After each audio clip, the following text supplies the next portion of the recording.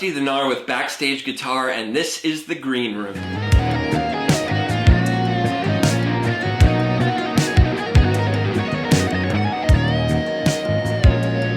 What's up, everybody? Welcome to The Green Room. I'm here with Steve Miceli from Delaware's band Kristen and the Noise. Steve, welcome to The Green Room. I appreciate you being on the show. Yeah, man. Cool. Thanks for having me, bro. You're a well-known guitarist in the area. Anyone who's been to Dewey knows you for your time with Kristen and with Laura Lee, right? Yeah. Pretty much that. I cut my teeth, with Laura Lee for a long time. Mm-hmm. Yeah. Made the jump to Kristen and the Noise about 6 months before the pandemic hit, which was great. It's funny, I joined Corduroy like a year before the pandemic. Oh, okay, like, yeah. So you join, you get going, and then it was just like, yeah. So when and how did you start playing guitar? So I saw the video for Panama from Van Halen, mm-hmm. and I saw Eddie. It was that thing when he was on the string, mm-hmm. like going down. And I just thought, man, that looks like so much fun. And at the time, I was contemplating on whether or not to play saxophone or guitar. Mm. Or maybe not even guitar. It was just, but then it became a thing. Am I going to play sax or guitar? And I just, that video like just sold me. So I said to my dad, I was like, I think I want to play guitar. And my parents are like from Italy. Dad's got the hey, you want to go? So we went out and I bought it was called a Penco, and it was an SG copy. Okay.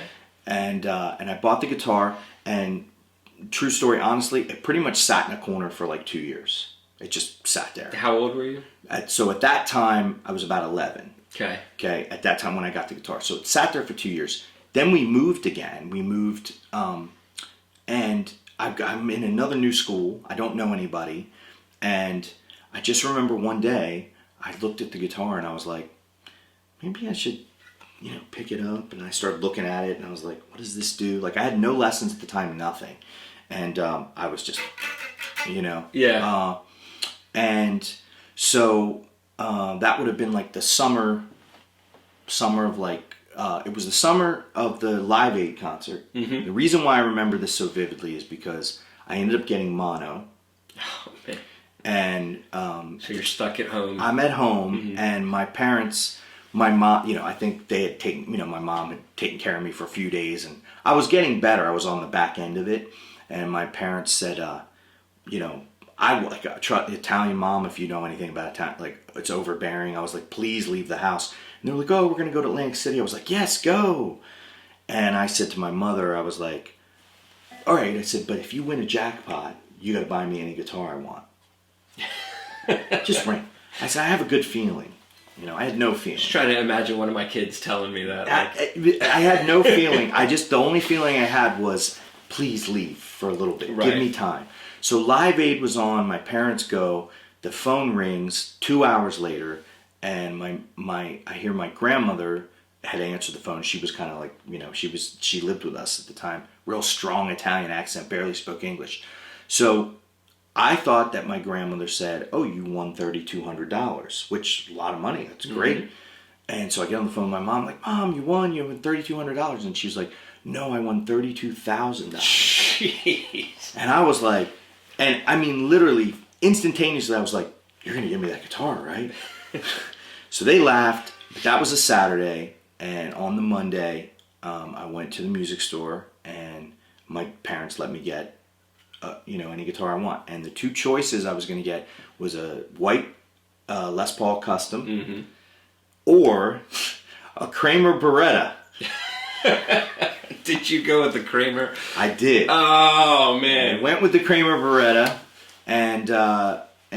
but that once I had the guitar now I was like, I saw Eddie Van Halen with this guitar, mm-hmm. so and then that was it. Then it just became an obsession, so I remember the first, few months, sister would knock on the door like, shut up, sounds terrible. And, about 6 months after that, I started being able to play some stuff that sounded somewhat musical. And I remember she knocked on the door, and I'm like, what? And she's like, sounds pretty good. And I was like, yeah, that's a turning point. Yeah. I was like, whoa. Yeah.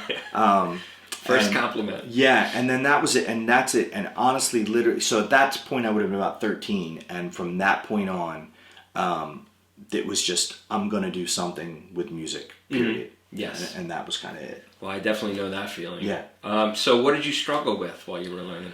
Oh, man. Well, so I'm left-handed, but I play right-handed. I didn't even know there was such a thing, to be honest with you. I just picked up a guitar, and this is what felt comfortable. So I always had, the ability to, to do left-hand stuff. So picking was always more of a challenging thing for me. Where my left hand I felt would just do whatever I wanted it to do, but I didn't understand. Like, I didn't understand left and right hand. I thought this was left-handed. You see what I mean? Yes, my left because hand was you're right. So it never even occurred to me. But yeah, so picking, that was probably had been the biggest challenge. So what is it? You just overcome it through work and determination? Yeah. Just figuring out. I knew I was never going to be this crazy, burner picker. Like, it just, it would have taken so much time that I may have neglected all kinds of other things. So as I started listening to more and more players and started realizing that you can kind of combine stuff, and you can combine those things, I was like, oh, okay, so maybe I'll do that. So I kind of developed my style around that, and I always just tried to focus. If I couldn't be this mad, crazy picker, at least maybe I could be real accurate. Okay. And then I tried to concentrate on the rhythmical aspect of the picking. So that wasn't the problem. It was just all the speed stuff, Well, you mentioned off cam that very early on that you were kind of put in a situation where you had to cover some Yngwie stuff. So that's pretty pick heavy. I mean, he does play a lot of legato stuff, but that neoclassical picking. I mean, I don't even know. Like I said, I was just, when you're young, I'm a kid. I'm like 14, 15, and I hear this Yngwie guy, and I was like, what in God's name is this? How is that even possible? Yeah, like I was like, is the tape sped up? There was tapes back then, and. So the only thing I did, there was no YouTube, I hated tabs and all that stuff. So I would listen, and so I picked out what I thought he was doing and played it to the best of my ability, which wasn't really good. But I did it. I always had this determination to take the shot. Right. You know what I mean? Because I think what happens is so many, you sit in your bedroom and you practice all this stuff or wherever you are, and you're like, Mom, I'm afraid to do it live. I'm afraid, I just was like, I'm going to take the shot, and I might miss, and I did miss, but I'm going to take it. Yeah. Because I think through that you learn, I think that helped to guide me even through further situations of just playing music. Oh man, I can't tell you how many gigs I've been called for where I was very nervous. Yeah. Extremely can I pull this off? Oh my God. Do I remember? Yeah. Is it a C or B? How many days do I have to learn? How many songs? You know what I mean? Yeah, absolutely. Yeah. So that kind of brings me to the bigger question. When did you go from, like, I have a guitar, I play guitar, to, okay, I am a guitarist? Do you remember that moment? I think I was probably about... I feel like I was about 17, and I did a talent show at a high school. It was like a red clay thing. Yeah. And I think, I did, who knows? I don't even remember what I played. I probably played badly, I'm sure. But friends and people, then all of a sudden it was like, oh, you play or whatever. And then I started getting together with people and doing different kinds of stylistically of music and stuff. I think it was that time when I realized, like, oh, okay, I think I'm a guitarist, I'm a musician, because everyone started. Now I just became like I was the guitar player. Now it was like it becomes part of your identity. Yeah, it just became everyone knew it then. So now it was just like walking down the halls at school. It was like, hey, what's up? It was just a different thing. So I think just having that confidence of like, oh, okay, I am a guitar player. So I think it was right around there. So you mentioned that you did you study at Berkeley? Yeah, so I did like a couple like instrumental records, and I had like an indie deal right out of high school, and I did this record, and it was cool, but I wanted to expand. I just wanted to grow, and so I took like a year later. So I would have been about 19. I went to Berkeley, and I didn't go for really long. But I went, and yeah, it was a great experience, and I learned a lot. Everything I learned there, I took with me. But I felt that, in my case anyway, some of a lot of people sounded exactly the same.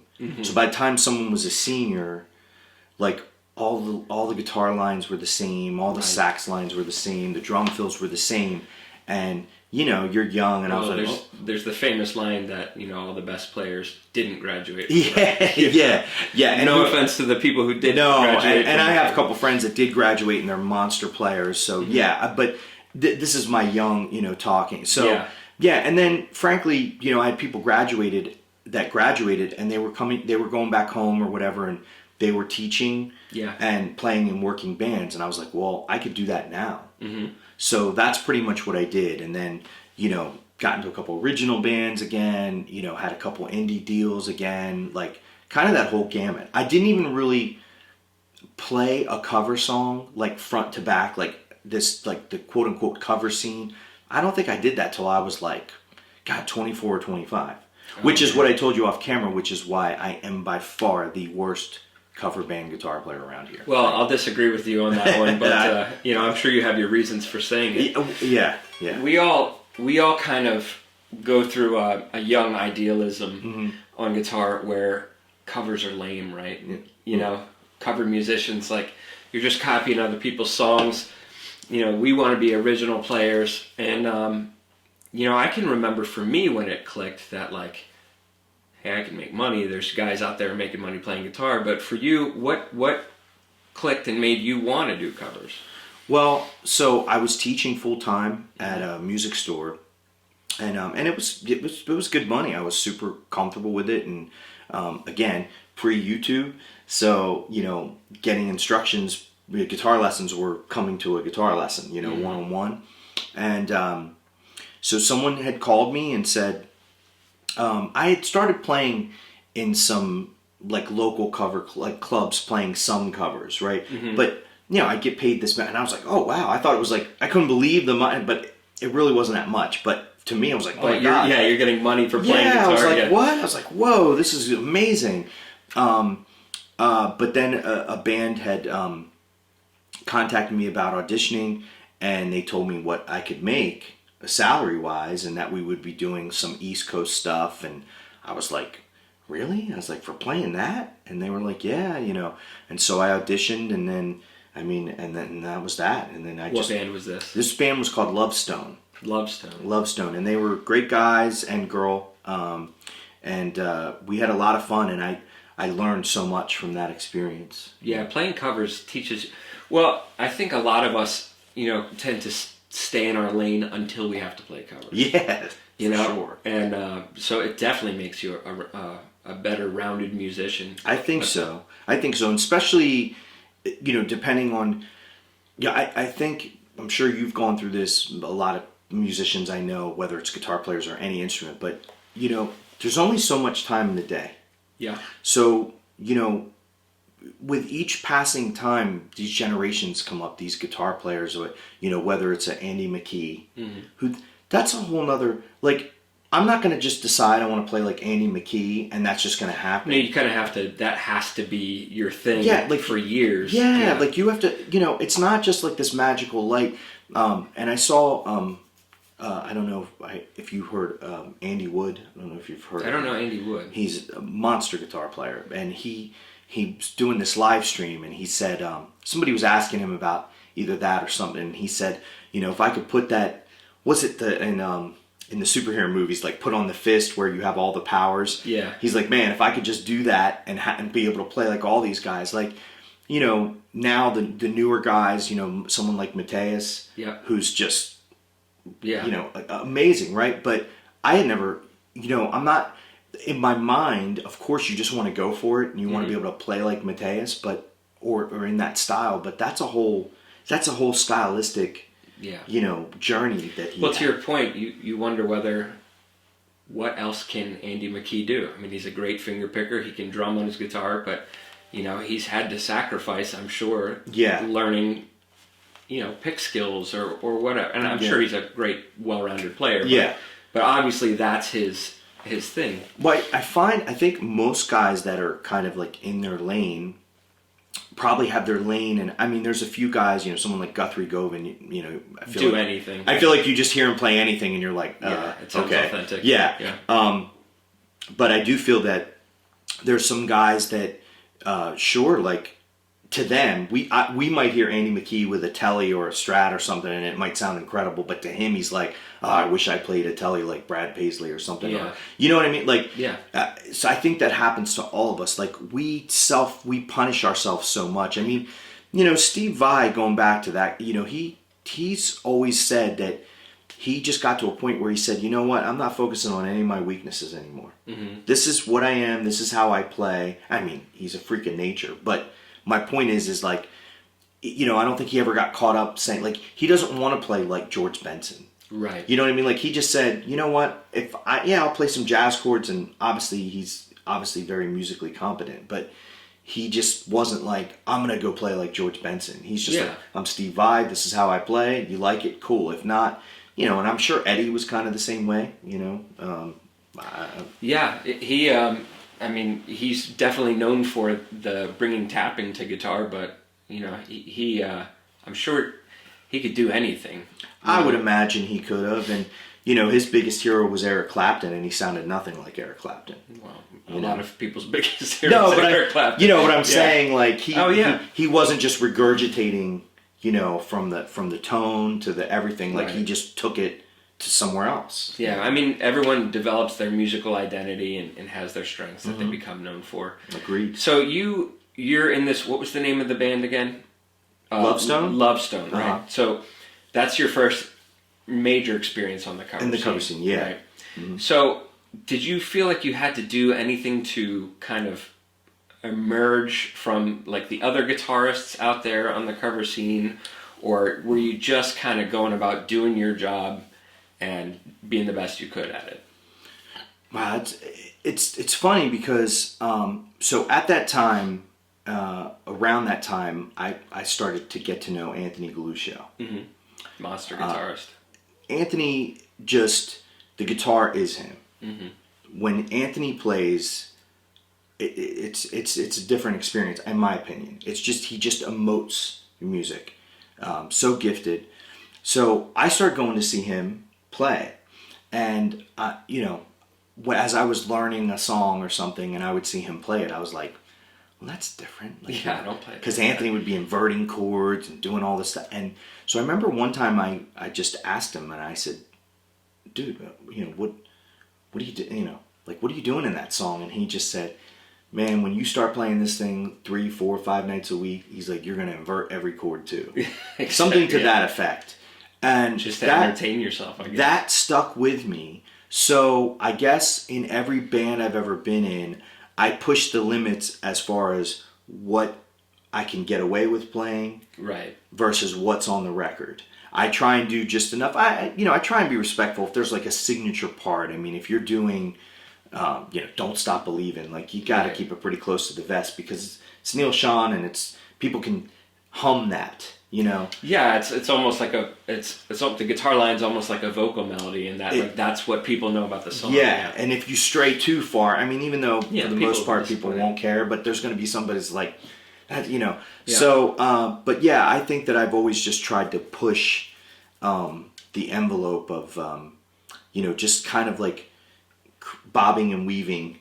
Of what's in the song and what's not, Yeah. So you went from that band, and then how did you get hooked up with Laura Lee? So after that band, I did a band called Daphne Hero with Joe.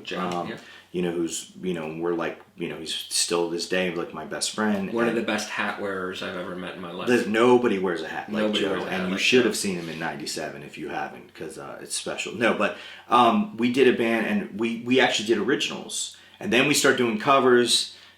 We had like an indie record deal, same type of deal. It just didn't amount to, it just didn't work out. And then Laura Lee was auditioning. I had heard about her, and the agency had called me and asked me if I'd be interested. So actually, Joe and I originally were both in Laura Lee. Oh, I didn't know Joe. Yeah, Joe played guitar, rhythm guitar. He played some leads, but yeah, he played guitar and sang, and that was probably my first, like, definitely biggest band in this. Yeah, scene. I think once you hit the Dewey scene, you're kind of Yeah. I didn't even know. I didn't even understand, like, a lot of kids that, because I was never a big partier or anything. Mm-hmm. So I mean, for me, an exciting night still to this day is home with the dogs and Tracy and my guitars. Like, that's Real Housewives. I mean, that's like a big night for me. So but once I didn't even know Dewey. I didn't. Right. And for years that I played Dewey, I went into Dewey to where I was playing and went home. Yeah. I didn't go. So I still, just over the last few years, have learned this is where people go to do this, and I'm like, oh, okay. I had no idea. I didn't know how. I was like, where's the beach here? Like, no idea. I don't really know anything. You just throw a rock behind those houses and you'll hit it. Yeah. It's the God's honest truth, because my whole mission in life has been to be the best possible guitar player I could be. Yeah, well, I can relate to that, man. I didn't spend a lot of time at the beach, just incidentally. I didn't spend a lot of time at the beach as a kid either, because I was always wanted to be home playing guitar. Yeah. You know what I mean? Yeah. It's a thing. And so, but you get down there. How long did you play with Laura Lee? I played with Laura for 15, 16 years. Man, and that is that's. Think about all the people who come through the Delaware beaches. Yeah, you know what I mean? How many people you've played for. Oh, and just great friends I've met through that. Yeah, great friends, and some former bandmates that I'm still lifelong, friends with, and I mean, it was an amazing experience. And so then you get the gig with Kristen and the Noise. How did that come about? Yeah, I wanted to do something a little different. Mm-hmm. I'd been doing the same thing for so long, and I think I just was. I wanted to just, so I left the band, and then Kristen was putting together a new lineup, and I think wanted to kind of go a little bit of a different direction to what she had been doing before.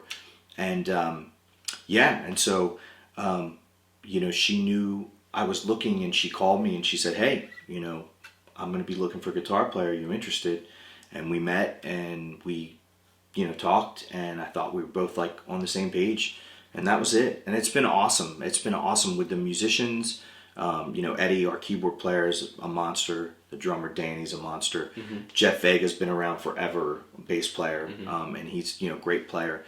And Kristen is, she's a freak of nature as a vocalist. Yeah, she's a nationally known name. Yeah, she's just a freak of nature as a singer. So I mean, that's a pretty big time band. At that point, when you can go to Tennessee and somebody goes, oh, Kristen and the Noise. You know what I mean? Yeah, I mean, she's, yeah. I mean, Corduroy is the bigger band for those of you who don't live in Delaware. Corduroy is where it's at, my band. But, Kristen and the Noise is pretty big too. No, but I think that's just one of the names that people know. Yeah. So I feel like, there's, you're pretty much gone to the top from the time you picked up a guitar to play in your talent show to get to, Well, there's never any top. That's the whole thing, is that there is no ceiling. Mm-hmm. And that's the driving force, is that there is no ceiling. There's always room to grow and be better. And I try to live by that with everything. Mm-hmm. Be a better man, be a better son, be a better friend, be a better guitar. That my whole Italian stress, nobody knows what Italian stress, unless you're Italian, is we worry. We worry. Yeah. I mean, we wake up worrying. We get up and we're just what's there worry about? But there's a drive to just try to be, and it's not about it's a false thing to think like I'm going to be better than him or her or whatever. Nothing to do with that, but to be the best version of yourself. Yeah, better than you were yesterday. Yes, because if you don't, no one's going to put in the time for you. I can't, and that's the hardest part about teaching guitar, in my opinion, is that you can only hope to bring out that passion in somebody, right? But you can't necessarily instill it. Right. You either have it or you'd rather stay home and play your guitar. So that's awesome. But not everybody feels that way. They go, oh, I'm going to pick up. Yeah, I mean, you hope that you can inspire somebody, but really they need to be self-motivated. Yeah.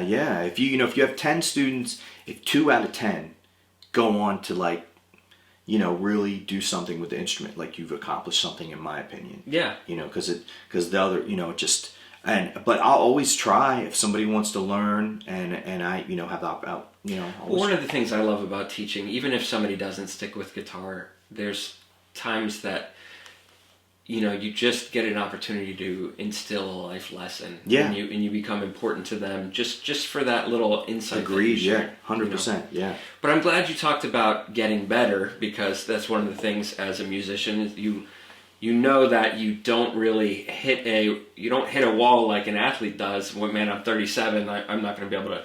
You can keep growing. So, what are some of the ways that you keep yourself growing on guitar?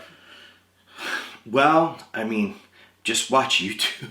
I know. Tim Henson pops up. And Oh, like, my God! I mean, or worse, there's a 4-year-old in Bulgaria. That's doing stuff that you can't, and you're like, what the hell am I? What am I doing? No, but I think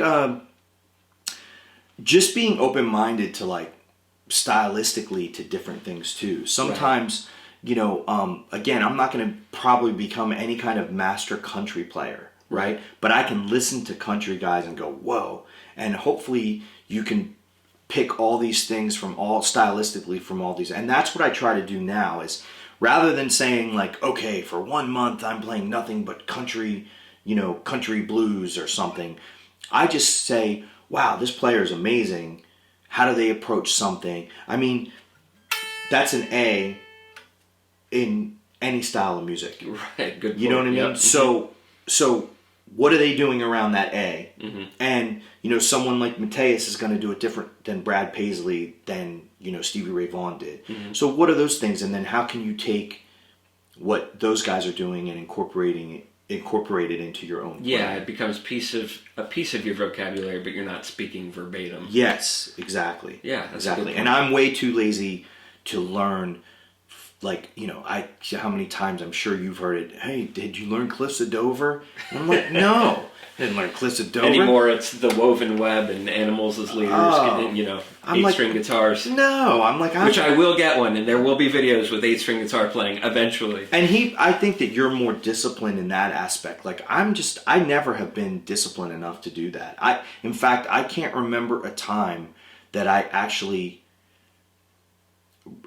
sat down and said, I'm going to learn this something note for note. As embarrassing as that is, I should say. But I don't think there's everyone's got different learning styles. Yeah, I'd rather take the excerpts of something or see what I can do to maybe add it into the way I play. Because for so long, you get into this mindset of of course you want to burn and play fast and stuff. But really the thumbprint for anybody is how you take a...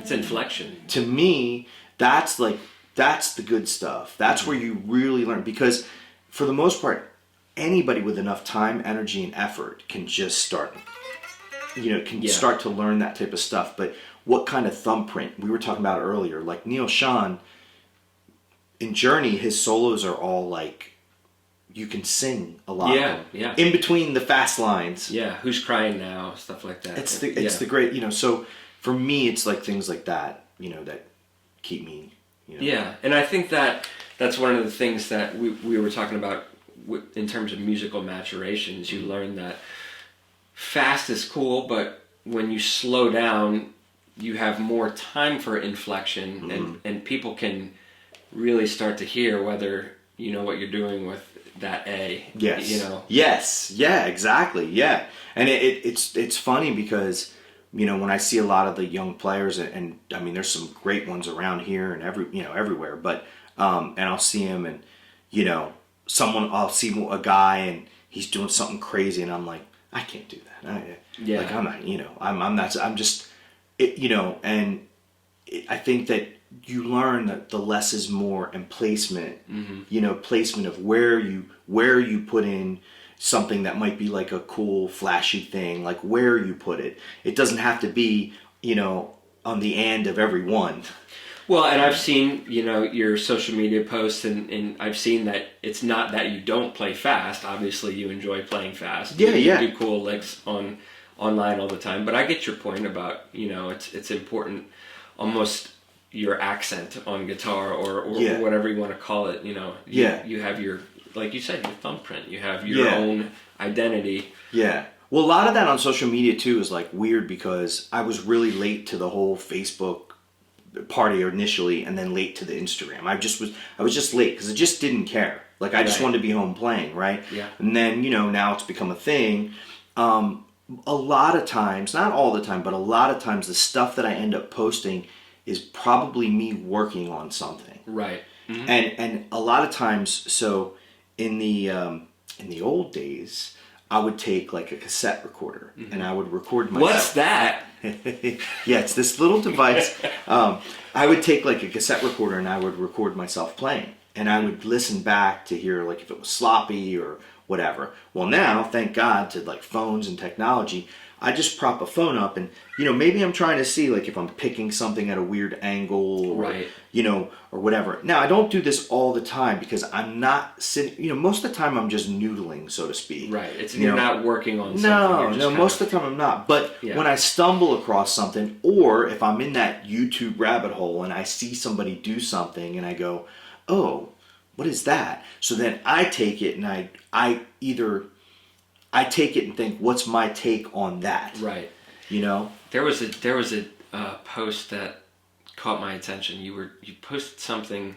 You were working in the key of B flat or something. You said, "I'll see if I can go back and find it. Maybe include it in the video."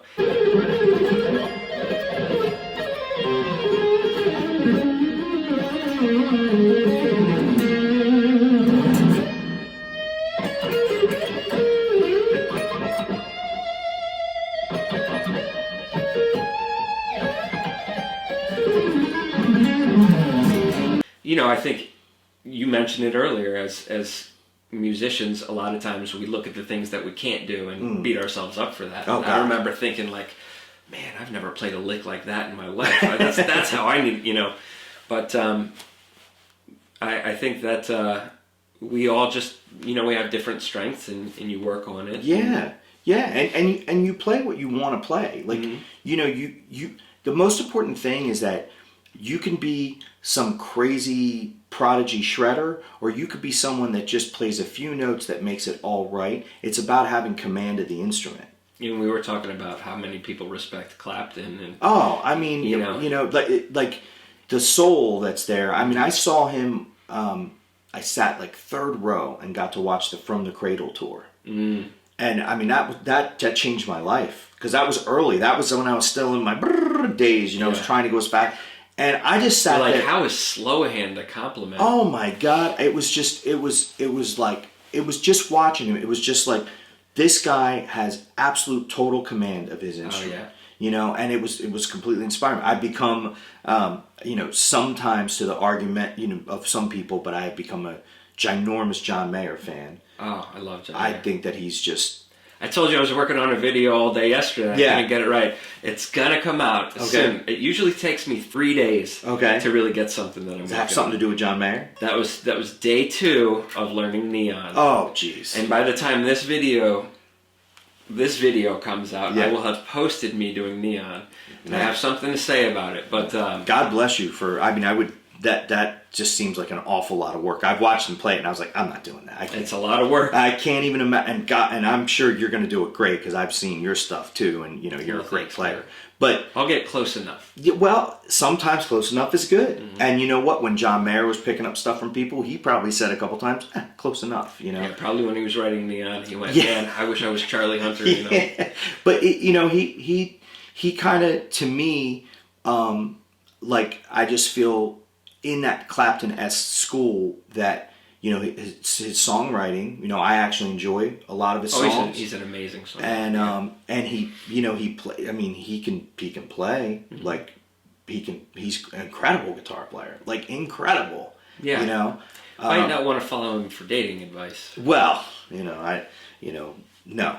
But hey, man, we all have our but yeah, our strengths and our weaknesses. Our strengths and our weaknesses. But no, he's phenomenal, and I'm gonna go see him in a couple weeks, and me and my fiance, soon to be wife, we have really good seats, and I'm just really so sometimes watching someone. Yeah, you'll take something away from them. Yeah, it was the same thing all the years watching Anthony Galusho. Yeah. Honestly, like that was he's been such a huge inspiration. And he had such an impact on getting to see something up close too is different than watching it on YouTube. I agree. I mean, just getting to hear, because you're hearing the produced sound, Mm-hmm. you're hearing whatever take number, but getting to sit and watch somebody just organically play a guitar can really teach you a lot about the instrument quickly. Dude, the air, yeah, the air, absolutely, and the smack of the strings against the frets. I mean, just totally different. How hard somebody's picking. You can watch that, and Yeah. Anthony, and you can see a bunch of cool stuff from Joe Bonamassa talking about, like, years back, I didn't play with volume and tone. I was pretty much like open. Yeah. I was there, or I was off. But watching Anthony manipulate a Les Paul. Yeah. I was like, oh, okay. You know what I mean? It's masterful. That's what John Mayer did for me. I mean, he really has command over his volume control. Oh, I think that most of my favorite players now, that's like a big thing. I mean, Joe Bonamassa is another one that... yeah, you should know how to play with your volume at 4 intentionally. Yeah, and your tone and your tones. Yeah. Like, that's a big thing too. We just dialed up a sound, and I, played a couple chords, and I rolled the tone appropriately to where I thought it would be, and I think it's just so important, and that's also what I mean too about having command of your instrument is understanding tone, and frankly, I'm sure this is a beautiful Gibson you have here, and my old PRS up there, which is awesome. Yeah. How random is that? I saw a picture of you playing it one time, and I remember thinking, like, man, that's such a sexy guitar. Yeah. And I saw it on the wall, and I thought, oh boy, this isn't going to be good for my wall. Yeah, that was a tough one to let go, but at the time, and for what it made sense. But yeah. Well, we all go, Yeah, and that's the great thing about guitars too, is that there's so many, and they can all serve like a different thing. They all teach you something too. I mean, it's. I remember. I can't remember the exact video I was watching, but it was a drummer talking about going out on tour with a different setup intentionally because it made him play differently. Yeah. And I've noticed that every new guitar I've ever played, or every different guitar I've ever played, I've come up with a new idea on. Yeah. It's almost like the guitar has its own... It draws something out of you. Has its own way that it wants to be played. Absolutely. Yeah. And I think we all try and find And I think this one wants to be played better than I can play. Dude, I heard the first video you did when you got it, and I was like, well, that's in good hands. I felt really good about it. I was like, cool.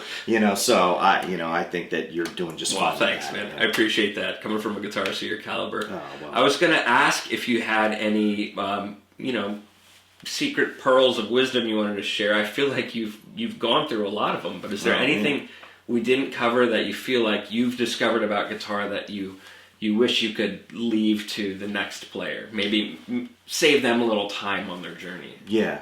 Anything you can think of? I mean, the only thing I could really say is I think that if you want anything, don't be afraid to start slow. Yes. Start slow. You know, and I remember hearing Steve Vai said one time, somebody asked him, how did you learn how to play fast? And he said, by starting really slow. And yeah, I mean, you're going to get what you put into it. So, and just going forward, all the people who like, guys who like play or whatever, is just, you know, try and keep an open mind too. I think if one thing we're all guilty of when we're younger is we know everything and our way's the best way. And, you know, man, I mean, I've definitely gone through the kind of it. music that we don't listen to is not it's real terrible music. and everything. You know, but I have learned so much, like, you know, with Kristen, we do a lot more R&B type of stuff than I had ever done in the past. And I've learned so much from her and from the guys in the band. And don't be afraid to say, you know what? People get afraid to admit that they have a weakness. I have found that, like, some guys just kind of want to have the, like, I've got it all covered, you know? And maybe sometimes you don't. So you have to put in a little more work if you choose to. If you want to be a better jazz guitar player, if that's what your, you know, mission is, then you set the goal and you say, I'm going to take the necessary steps to become a better jazz guitar player. Because guess what? If you don't put in the time, you're not going to become a better jazz guitar player. It's not going to magically just, you know, you're going to pick up the guitar and be like, oh, look, I know how to play jazz now. It's just not the way it is.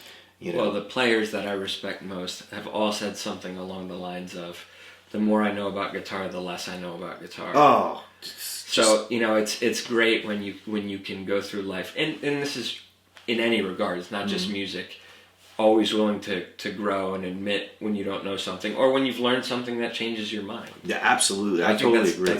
That's great advice, man. Yeah, I totally agree. I think that, you know, you got to just enjoy the journey. Like, part of playing, I just was talking to, you know, a close friend of mine the other day, and I said, and I'm sure that you can relate to this, and I said to him, I said, man, I suck. I'm terrible. I'm in that stage where right now everything I play is like nails on a chalkboard. Yeah. And I've said it to my fiance. I've said, God, I'm like, I just not having a good guitar day, and it weighs on you. Because especially when it's such a big part of who you are. It's who you are, right? Yeah. So those days where you're just like, I'm just not good. What am I doing with this thing? And you're going to go through it. But, you know, don't be afraid of it. Embrace it, like regroup, you know, and it'll come, you know. I mean, the best people that are driven, I mean, what's that famous quote of, you know, people who put you down are typically not doing anywhere near the, you know, what you're doing and stuff like that. And it's so true. You know, everybody's a critic now. You know, beware of social media. You know, don't let it. I mean, even if I put up a video and somebody, like, say whatever, like, it's cool. Like, if you don't like the way I play, that's fine. Like, I don't expect, there's not one single form of entertainment, athletics. There's nothing where everybody says this is great. You know, and I also feel like the flip side of that is, if you think you're doing something cool, don't be afraid to post that video of you doing it. Don't be afraid of the people who are going to... You might find that you don't get as much negative feedback as you fear. Oh, know? Absolutely. Absolutely. You put it out there. Absolutely. When I first started putting up stuff, I mean, I was like, oh man, like, did it sound okay? I mean, and my stuff is completely unprofessional. It's just like a little amp in the corner, and like, you know, I'm like flipping the thing, and I'm like, you know, but you have to be thick-skinned. If you're gonna be in the entertainment business, you absolutely have to be thick-skinned, because I promise you, as good of a night as you think you might have had, there was somebody in the crowd that was like, this band sucks. I can't tell you all the terrible. I got off stage and thought, man, that was a great night, and then I saw a video of it and thought, or the video, or how about the time you're playing for somebody, and we all know we're gonna get the free birds, we get it, that's great, but one time say you play 49 songs in a night, right? 49. You play 48 of them, and there's a group of people and they're having a great time. You play that one song they don't like, that's it. It's over. It's over. It's over. because you played 1 out of 49 songs that they didn't like, you're terrible. You gotta learn favorite. not to let that stuff No. go to heart. Yeah, that's why blame it all on the singer? I'm like, I don't pick the song. Just kidding. I just had Hub on the show, and Oh, he's a favorite scapegoat of mine. I don't know. You got to talk to Hub. He's the one who says what songs we can do. That's great. Hub's Which is funny because his favorite thing to do is, you guys know this song? Oh, they don't know it. You know, right while we're on stage, we get a request. Yeah. You know, blame it on us. Yeah. Well, Hub's, you know, he's a really smart guy, and he's, you know, he surrounds himself with really good musicians, and he can do that. Yeah. You know, and he had a lot of really useful insights to share. Oh, so, yeah. Hub's great. It's just a fun guy to be around. How can you not smile when you see Hub? I mean, I just see Hub, and I just light up with a smile. So, and really anyone I've ever seen interact with him, it's the same. Yeah, and frankly, think about how lucky we are in this area, too. There's really a lot of really nice people, good, talented musicians, and just good guys. People who support each other. Yeah. That's gotten, you know, I think that, well, of course we're all quote unquote in comp because we're all trying to be at the top of our game, like to earn a living, because we're earning a living.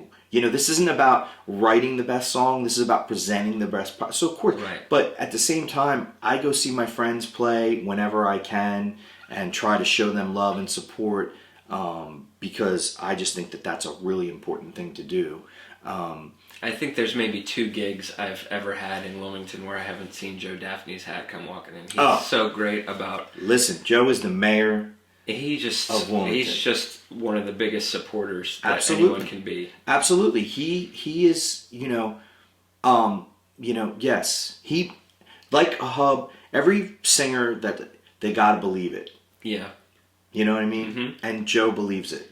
Yeah. You know what I mean? And well, those are 2 great guys. They are, and a lot of people. You were asking me before. You were like asking about Joe's guitar playing. Joe is very naturally talented, and I think that Joe, does what Joe does. And if you don't know him, you can maybe think one thing. As you get to know him, you're like, oh wow, this is like the greatest dude. He'll want to buy he'll buy a stranger off the street. Hey, you want a drink? Come here. Yeah, when I used to drink, man, he was a good guy to be around. Yeah, he's very really generous. Really, so it's very nice to be, surround yourself with good people. Yeah. And don't be afraid to, like, if you're in a band and there's 5 of you and 4 of you are like just joined at the hip, you get your vibe and everything, and there's that one person and maybe they're really talented, don't be afraid to be like, you know what, we could get somebody in that position that might not even be quite as talented, but when we put them with us together, it's going to be a stronger unit. It's funny, Hub said the exact same thing earlier. The secret to keeping it all together is being friends. Absolutely. This notion of I go in my car, you go in your car, and we don't talk. It's so much better when you have a nice relationship, because I don't even look at it as going to work. I go play gigs, and I'm hanging with my friends playing some music, and we're just laughing and being goofy. The best compliment you can get is people saying, wow, you really look like you're having a good time. Now, I have a natural resting jerk face, so people appear to think that I'm like, but that's just defensive. But I'm like, oh no, I'm fine, because sometimes I'm zoned out, and but... So if you ever look like you're not having fun on stage, you are. You're just focusing really hard. Yeah, sometimes I am thinking about that cheeseburger at the end of the night or something. Yeah. Every once in a while. Which we used to get a lot more of before COVID came along. Oh, jeez. Well, Steve, I appreciate you coming on the Green Room and sharing your insights. Thank you for having me, man. Appreciate it. It's been great. I appreciate it, man. Thank you, brother. Appreciate you, man. Well, you guys have been watching the Green Room. It's Dusty the Gnar and Steve Miceli of Kristen the Noise. Make sure you check them out. If you learn anything useful from this video, please head on over to BackstageGuitar.com and check out the other programs we have there. Hope to see you soon.